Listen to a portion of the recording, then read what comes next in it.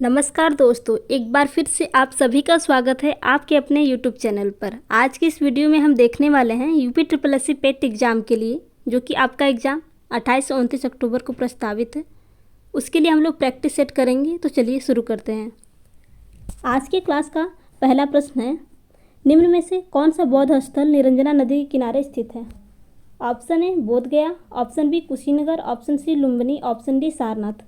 तो इस प्रश्न का जो सही जवाब होगा वो है ऑप्शन ए बोध गया। बिहार में स्थित प्रसिद्ध बौद्ध स्थल बोध गया निरंजना नदी के तट पर स्थित है। इसे फल्गु नदी भी कहते हैं। तो इस प्रश्न का जो सही जवाब होगा वो है ऑप्शन ए बोध गया। चलिए आगे बढ़ते हैं। प्रश्न संख्या 2, सातवाहन वंश की राजकीय भाषा क्या थी? आपको बताना है। ऑप्शन ए संस्कृत थी, option B Prakrit, option C Telugu, option D Hindi. तो प्रश्न संख्या 2 का जो सही जवाब होगा वो है ऑप्शन बी प्राकृत। सातवाहन वंश की राजकीय भाषा प्राकृत तथा लिपि ब्राह्मी थी। चलिए आगे बढ़ते हैं। प्रश्न संख्या 3, तोमर वंश का कौन सा अंतिम राजा था जिसने दिल्ली का सिंहासन अपने दामाद पृथ्वीराज चौहान को सौंप दिया? Option A Vijaypal, option B Mahipal, option C Anangpal, option D Gopal. तो इस प्रश्न का जो सही जवाब होगा वो है ऑप्शन सी अनंगपाल। अनंगपाल तोमर वंश का अंतिम राजा था जिसने दिल्ली का सिंहासन अपने दामाद पृथ्वीराज चौहान को सौंप दिया था। चलिए आगे बढ़ते हैं। प्रश्न संख्या 4, सल्तनत वंश की वास्तविक स्थापना किसके द्वारा की गई? आपको बताना है। Option A Babur, option B Ghori, option C Qutubuddin Aibak, option D Akbar. तो प्रश्न संख्या 4 का जो सही जवाब होगा वो है ऑप्शन सी कुतुबुद्दीन ऐबक। सल्तनत वंश की वास्तविक स्थापना कुतुबुद्दीन ऐबक द्वारा की गई थी। चलिए आगे बढ़ते हैं। प्रश्न संख्या 5, पानीपत का दूसरा युद्ध हेमू और किसके बीच लड़ा गया था? आपको बताना है। पानीपत का जो द्वितीय युद्ध हुआ था किसके बीच लड़ा गया था? Option A Aurangzeb, option B Nadir Shah, option C Akbar, option D Timur. तो प्रश्न संख्या 5 का जो सही जवाब होगा वो है ऑप्शन सी। पानीपत का द्वितीय युद्ध हेमू और अकबर की सेना के बीच 5 नवंबर 1556 को लड़ा गया था। चलिए आगे बढ़ते हैं। प्रश्न संख्या 6, आपको बताना है इसमें गांधी जी से संबंधित है। ऑप्शन ए ट्रस्टीशिप और समानता के सिद्धांत, दूसरा अहिंसा और सच्चाई, तीसरा साम्राज्यवाद और पूंजीवाद, चौथा सादा जीवन और उच्च विचार। तो आपको बताना है इन चारों में से कौन से कथन गांधी जी से संबंधित है। ऑप्शन ए पहला और दूसरा, ऑप्शन बी पहला दूसरा तीसरा, ऑप्शन सी पहला दूसरा चौथा, ऑप्शन डी दूसरा तीसरा चौथा। तो इस प्रश्न का जो सही जवाब होगा वो है ऑप्शन सी पहला दूसरा और चौथा।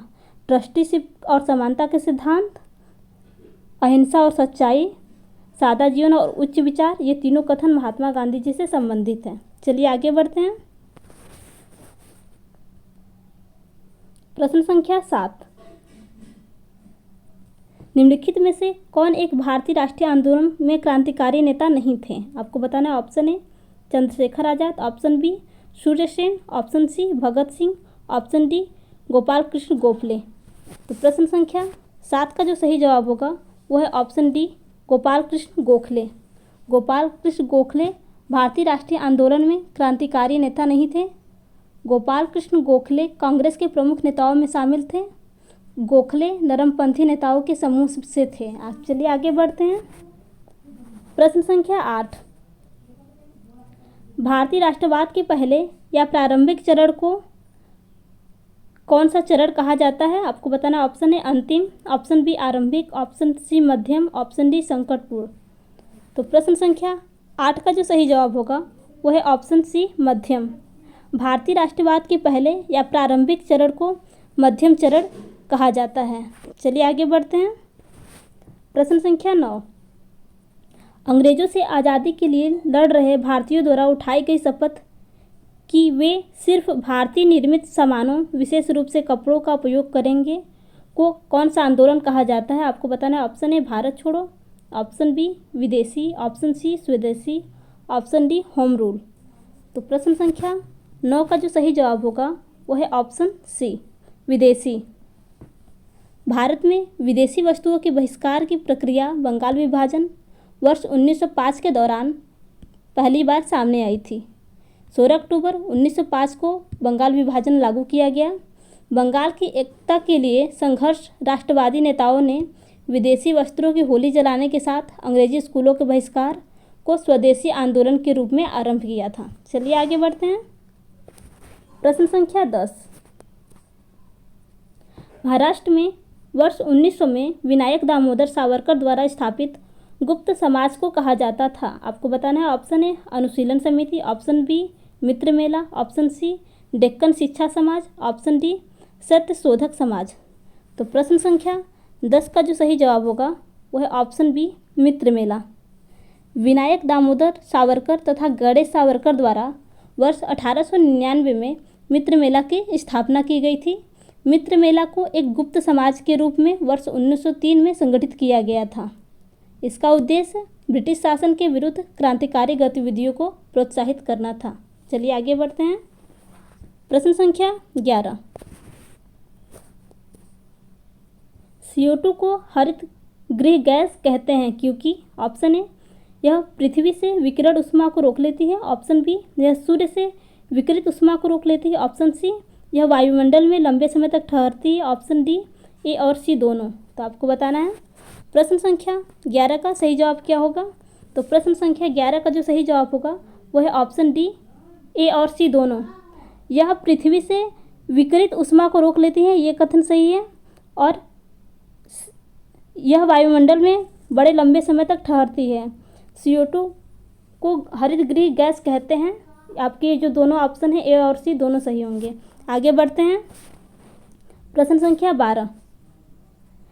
समान तापक्रम वाले स्थानों को जोड़ने वाली रेखाओं के नाम बताइए। ऑप्शन ए समतापी रेखा, ऑप्शन बी समदाबी रेखा, ऑप्शन सी समवर्षा रेखा, ऑप्शन डी समावयवी रेखा। तो आपको बताना है। प्रश्न संख्या 11 का सही जवाब क्या होगा। प्रश्न संख्या 12 का सही जवाब क्या होगा। तो प्रश्न संख्या 12 का जो सही जवाब होगा वह है ऑप्शन ए समतापी रेखा। समतापी रेखाओं के बारे में बात करते हैं तो समतापी रेखाएं वे कल्पित रेखाएं हैं जो समान ताप वाले स्थानों को दर्शाती हैं, अर्थात समान तापक्रम वाले स्थानों को जोड़ने वाली रेखा को समतापी रेखा कहते हैं। चलिए आगे बढ़ते हैं। प्रश्न संख्या 13।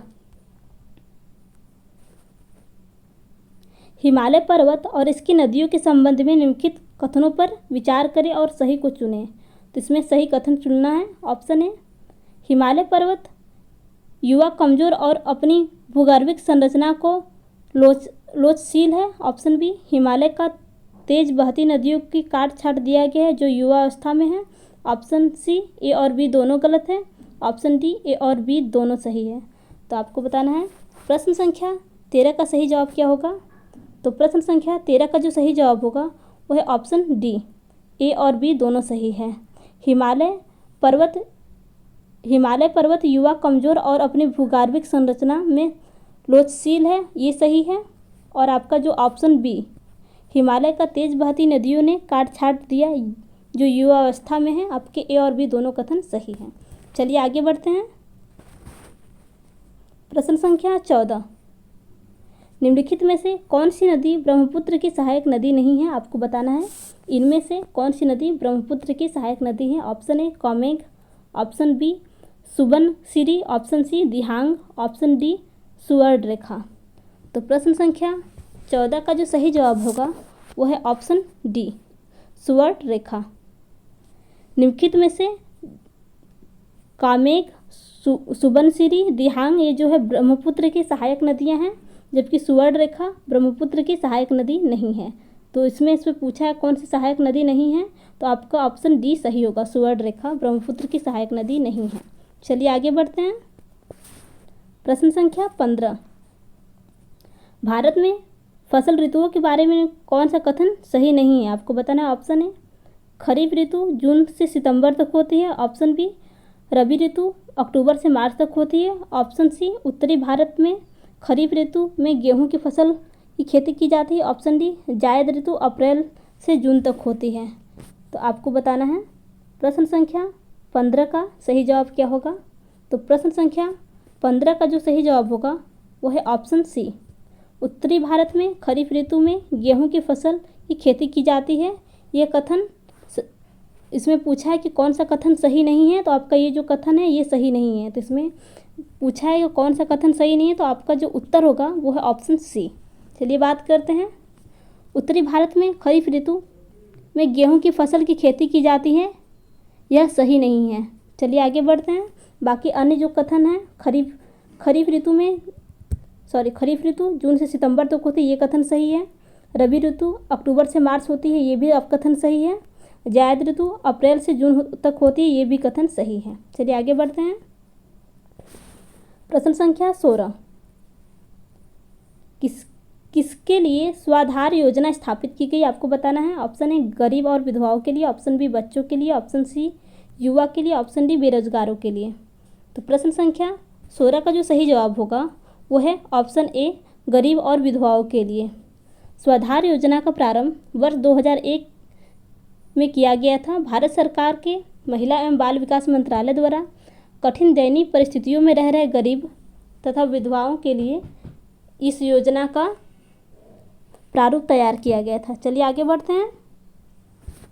प्रश्न संख्या 17, किसने पूरा provisional of urban amenities in rural area शुरू किया था, आपको बताना है किसने शुरू किया था। Option A Abdul Kalam, option B Pranab Mukherjee, option C Vajpayee, option D Charan Singh. तो प्रश्न संख्या 17 का जो सही जवाब होगा वो है ऑप्शन ए अब्दुल कलाम। चलिए आगे बढ़ते हैं। प्रश्न संख्या 18, बेसल मानदंड और रूपरेखा हाल ही में समाचारों में है, निम्न में से किस क्षेत्र से संबंधित है। तो आपको बताना है बेसल मानदंड और रूपरेखा हाल ही में समाचारों में निम्न में से किस क्षेत्र से संबंधित है। तो ऑप्शन ए स्वास्थ्य देखभाल क्षेत्र, ऑप्शन बी औद्योगिक क्षेत्र, ऑप्शन सी बैंकिंग क्षेत्र, ऑप्शन डी इनमें से कोई नहीं। तो प्रश्न संख्या 18 का जो सही जवाब होगा वो है ऑप्शन सी बैंकिंग क्षेत्र। बेसल मानदंड व रूपरेखा जो हाल ही में समाचारों में रही है, बैंकिंग क्षेत्र से संबंधित है। चलिए आगे बढ़ते हैं। प्रश्न संख्या 19, राजकोषीय नीति निर्णय किसके द्वारा निर्धारित किए जाते हैं। ऑप्शन ए केंद्र सरकार, option B central bank, option C A और बी दोनों, ऑप्शन डी इनमें से कोई नहीं। तो प्रश्न संख्या 19 का जो सही जवाब होगा वो है ऑप्शन ए केंद्र सरकार। एक अर्थव्यवस्था में राजकोषीय नीति का निर्णय केंद्र सरकार द्वारा किया जाता है। चलिए आगे बढ़ते हैं। प्रश्न संख्या 20, डिजिटल भुगतान को बढ़ावा देने और वित्तीय समावेशन को बढ़ाने के लिए निम्नलिखित में से किस समिति का गठन किया गया है। ऑप्शन ए यूके सिन्हा समिति, ऑप्शन बी नंदन नीलेकणी समिति, ऑप्शन सी प्रवीण कुटुंबे समिति, ऑप्शन डी इनमें से कोई नहीं। तो प्रश्न संख्या 20 का जो सही जवाब होगा वो है ऑप्शन बी नंदन नीलेकणी समिति। चलिए आगे बढ़ते हैं। प्रश्न संख्या 21, भारतीय संविधान में समानता के अधिकार के संबंध में निम्नलिखित में से कौन सा कथन सही है। तो आपको बताना है कौन सा कथन गलत है, निम्न में से कौन सा कथन गलत है। ऑप्शन ए अनुच्छेद 14 कानून के समक्ष सभी समान है, ऑप्शन बी अनुच्छेद 16 सार्वजनिक रोजगार में समान अवसर है, ऑप्शन बी सी अनुच्छेद 17 अस्पृश्यता निषिद्ध है, ऑप्शन डी अनुच्छेद 19 उपाधियों का उन्मूलन है। तो आपको बताना है प्रश्न संख्या 21 में कौन सा कथन गलत है। तो प्रश्न संख्या 21 का जो सही जवाब होगा वो है ऑप्शन डी अनुच्छेद 21 उपाधियों का उन्मूलन है, ये कथन गलत है। तो इसमें से पूछा था कौन सा कथन गलत है, तो आपका ऑप्शन डी सही हो जाएगा। चलिए बात करते हैं। अनुच्छेद 14 विधि या कानून के समक्ष समानता का अधिकार है, ये सही है। बात करते हैं अनुच्छेद 16 सार्वजनिक रोजगार में समान अवसर, ये भी कथन सही है। बात करते हैं अनुच्छेद 17 अस्पृश्यता का अंत, ये भी कथन सही है। चलिए आगे बढ़ते हैं। प्रश्न संख्या 22, भारतीय संविधान का अनुच्छेद शांति और सुरक्षा को बढ़ावा देने के लिए राज्य के नीति निर्देशक तत्वों का प्रावधान करता है। ऑप्शन ए अनुच्छेद 58, ऑप्शन बी अनुच्छेद 68, ऑप्शन सी अनुच्छेद 51, ऑप्शन डी इनमें से कोई नहीं। तो प्रश्न संख्या 22 का जो सही जवाब होगा वह है ऑप्शन सी, अनुच्छेद 51।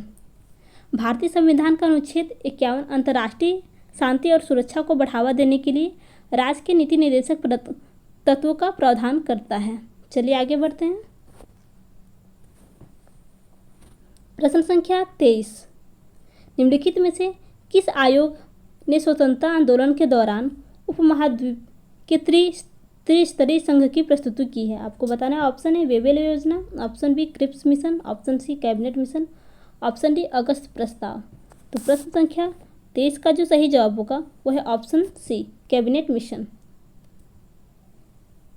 चलिए आगे बढ़ते हैं। प्रश्न संख्या 24,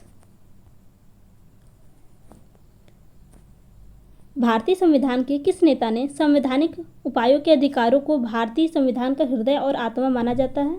option A Pandit Jawaharlal Nehru, option B doctor Bhimrao Ambedkar, option C doctor Rajendra Prasad, option D इनमें से कोई नहीं।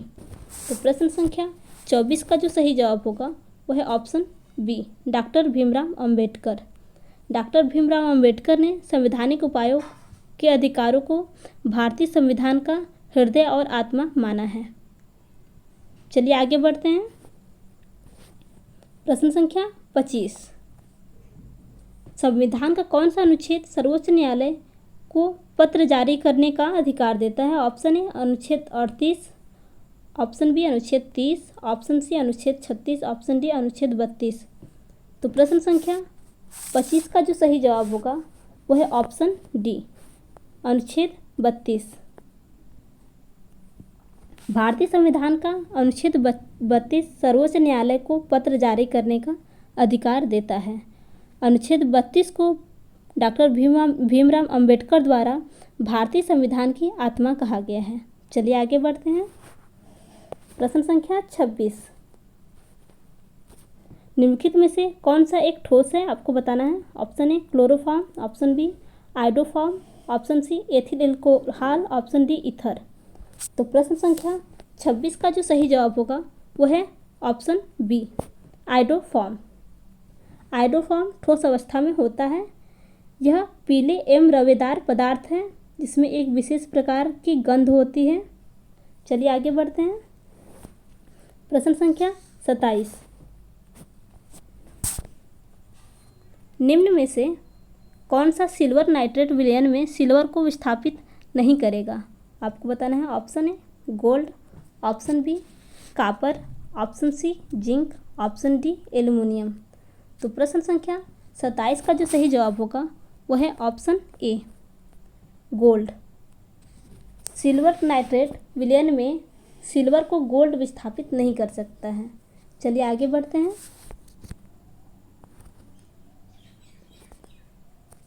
प्रश्न संख्या 28, 5 प्रतिरोधक 2 ओम, 3 ओम, 4 ओम तथा 5 ओम तथा 6 ओम को एक 6 वोल्ट की बैटरी के साथ श्रृंखलाओं में जोड़ा गया है।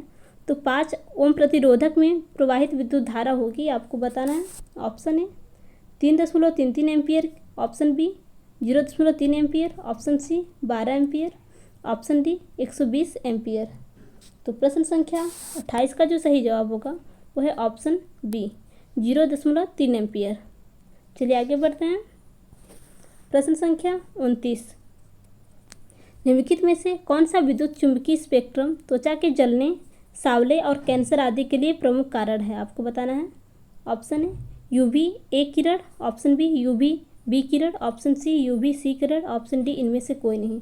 तो प्रश्न संख्या 29 का जो सही जवाब होगा वह है ऑप्शन बी, यूवी बी किरण। चलिए आगे बढ़ते हैं। प्रश्न संख्या 30, किस अंग के भीतर पित्ताशय अवस्थित होता है? ऑप्शन ए अग्नाशय, ऑप्शन बी यकृत, ऑप्शन सी वृक्क, ऑप्शन डी छोटी आंत। तो प्रश्न संख्या 30 का जो सही जवाब होगा वह है ऑप्शन बी, यकृत। यकृत ऑप्शन आपका सही होगा। चलिए बात करते हैं। यकृत गहरे लाल तथा कत्थई रंग की कोमल परंतु कठोर लगभग 22 सेमी लंबी व चौड़ी तथा 1.5 किग्रा भार की शरीर की सबसे बड़ी ग्रंथि है। यह एक द्विपालिक संरचना है जिसमें दाई पाली की निचली सतह पर एक थैलेनुमा हरे रंग का पित्ताशय होता है जिसमें पित्त रस संचित रहता है जो भोजन के पाचन में सहायक होता है। तो दोस्तों, अगर आपको आज की वीडियो अच्छी लगी हो तो वीडियो को लाइक तथा चैनल को सब्सक्राइब करना न भूलें। धन्यवाद।